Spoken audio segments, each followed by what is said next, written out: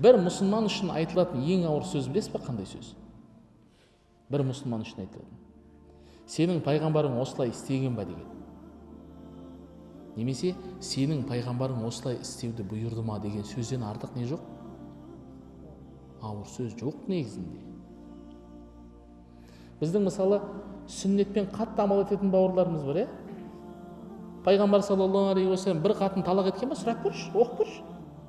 Жарайды, шариғатта талақ деген нәрсе бар, жарайды. Бірақ пайғамбар істеп көрген бе? Бір әйелін тастап кеткен бе? Қараусыз. Тастамаған. Қараусыз, ассыз, күйсіз тастап кеткен бе? Үйсіз, жағдай жасамай. Сол адамды пайғамбар саллаллаху алейхи уассалам ертең менің үмметім деп айтады деп отырсың ба? Ей, тиме, бұл менің үмметім деп айтады деп отырсың ба? Періштелер ары бері көтеріп келе жатқан кезде хауыздың басына араша түседі деп ойлайсың ба? Әрине түспейді, не қылады түсіп? Оған да не болу керек? Оған да лайықты болу керек қой. Пайғамбардың шапағатына ілігетіне, тиіспеңдер, бұл менің үмметім, мұсылман деп айтатындай не болу керек?